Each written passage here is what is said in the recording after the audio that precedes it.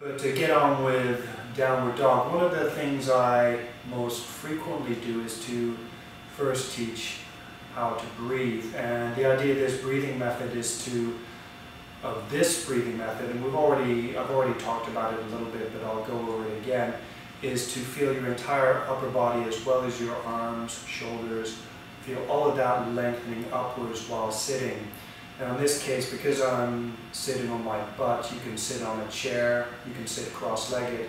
The important thing is to focus on lengthening up away from your pelvis. So your ribs, your shoulders, your head, and your arms. Everything can reach up as you inhale and then relax as you exhale. I'll go into that step by step.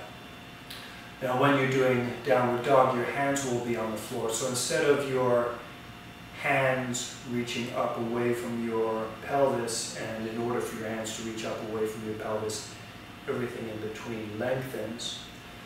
Because your hands are on the floor, instead your pelvis will reach away from your hands. So the idea of this exercise is to help you lengthen your upper body so that when your hands are on the floor, it's easier for you to lengthen your upper body away from your hands. Slowly lift your shoulders up towards your ears and then slowly lower.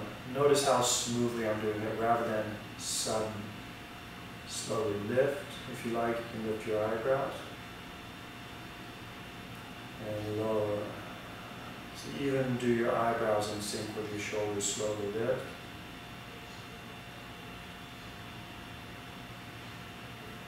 And lower. If you like, you can smile at the same time. Slowly lift. And lower.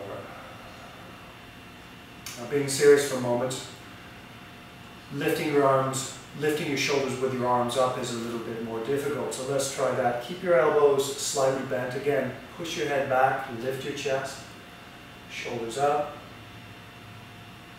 and down. Notice how the range of movement is quite limited. Inhale, lift, and lower. And then try the same thing with your elbows straight. You can keep your palms facing in, or if you want to be more like downward dog style, have your palms facing forward.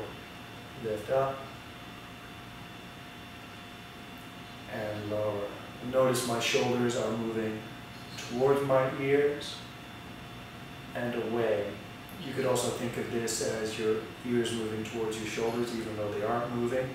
You're reducing the gap between your shoulders and your ears and then making that gap big. Alright, now let's add the ribs. You've already had a taste of this before, but pull your head back, lift your chest, lift your ribs up, away from your pelvis and lower. Lengthen your torso, lengthen and lower. Notice my cheeks are also lifting up, lift and lower. Now let's do it all together. Ribs, so head back, ribs, shoulders, arms. Reach up away from your pelvis. And lower. Lift. And lower.